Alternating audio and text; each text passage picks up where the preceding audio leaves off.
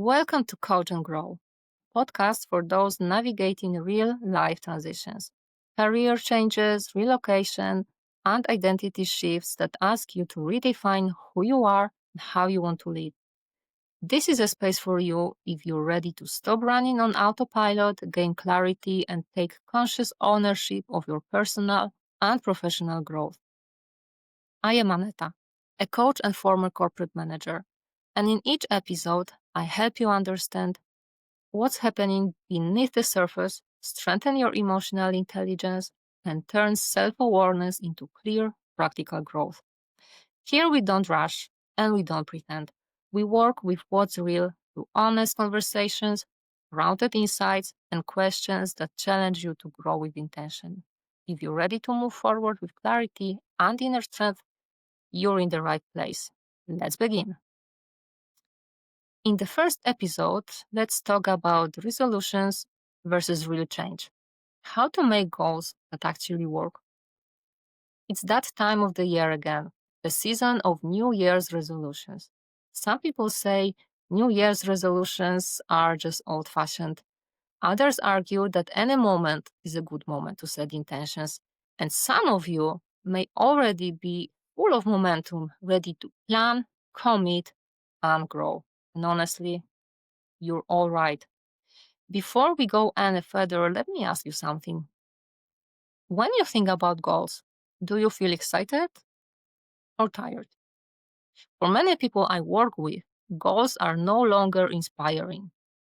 They feel heavy, like another expectation, another thing to manage, especially if you're navigating change, a new role, a new country, a new version of yourself. Goal setting can feel less like hope and more like pressure. So, if part of you wants to grow and another part of you feels resistance, that's not a problem. That's information. And today, I want to help you work with that, not against it. On one hand, you see articles, posts, and voices claiming that New Year's resolutions don't work, that most people break them within few weeks, and then Blue Monday arrives, a concept often presented as psychological truth, but in reality created for marketing purposes. And yet, I tell you this, the new year can be a meaningful opportunity, an opportunity for reflection, for revising habits, for deciding what you want more of and what you're ready to leave behind. But whether you do this on January the 1st, in April, on your birthday, what matters most is not when you set goals, it's how you do it. The reason New Year's resolutions fail is not because people are lazy or lack discipline. They fail because goals are often disconnected from identity. We set goals based on who we think we should be, not who we actually are right now. When your identity is shifting professionally or personally, you cannot use old strategies and expect a new result. Growth requires alignment, and alignment starts with honesty. So today I want to walk you through how to plan goals in a way that actually works. So you don't find yourself thinking new year, old me after just a few weeks. Number one, be specific about what you want. Let's start here. Vague goals sound inspiring, but they lack direction. And without direction, motivation fades quickly. For example, I want to learn a new language. It sounds good, sounds ambitious. But what does it actually mean? Does it mean passing A1 or A2 exam, expanding professional or business vocabulary, or maybe speaking confidently with a colleague or a client? The clearer your goal, the clearer your path becomes. So ask yourself, what exactly will success look like for me? Clarity is not pressure. Clarity is support. In coaching, I often hear goals like, I want to feel more confident. I want balance. I want better life. These are all understandable, but they're not actionable. Confidence where? Balance between what? A better life in which area? When you get specific, you're not limiting yourself. You're giving your nervous system something concrete to work with. Your mind needs clarity to create a change. Number 2, break big goals into small, actionable steps. Big goals often fail, not because they are unrealistic, but because they feel overwhelming. So give the big picture, but translate into small actions. Instead of learn a new language, try spend 1 hour a day on vocabulary, or spend 30 minutes practicing conversation, even with a tool like a ChatGPT. Small actions done consistently build confidence, and confidence fuels motivation, not the other way around. Track your small wins, they matter more than you think. Many people wait for motivation before they act, but motivation is not reliable. It comes and goes. What actually creates change is consistency, especially on days when motivation is low. So, small actions done imperfectly but regularly will always outperform big plans that depend on feeling inspired. Step number 3, make your goal measurable and realistic. If you can't measure it, you won't know whether you're making progress or not.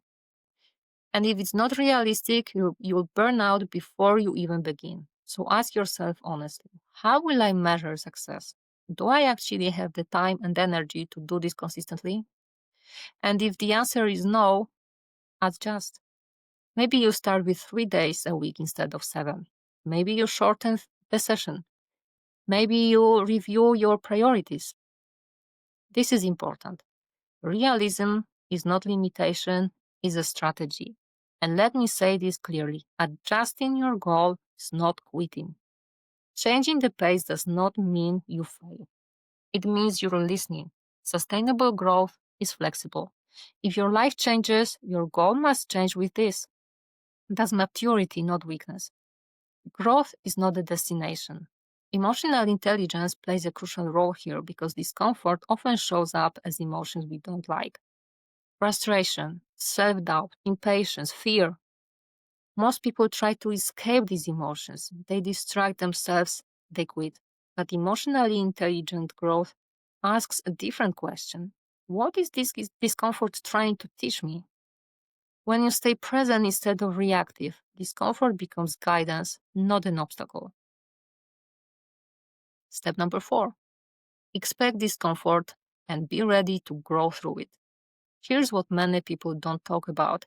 Goals are hard because growth is uncomfortable. You may need to spend evenings learning instead of scrolling social media, or expose yourself to feedback, mistakes, and corrections. Delay short term comfort for long term results. And when that discomfort appears, many people think something is wrong. This shouldn't feel like this. But discomfort is not a sign of failure, it's a sign that something new is being built. And here's a deeper truth. Even if you lose 10 kilograms, if you pass your exam or earn a certificate, if you don't actively use that achievement, it won't truly benefit you. Success is not something you earn once and keep forever. It requires ongoing practice, conscious choices, and continued effort to stay alive.